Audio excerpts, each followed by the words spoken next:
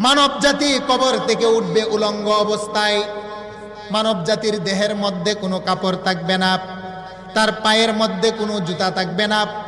খতনাবিহীন অবস্থায় মানুষগুলা কবর থেকে উঠবে।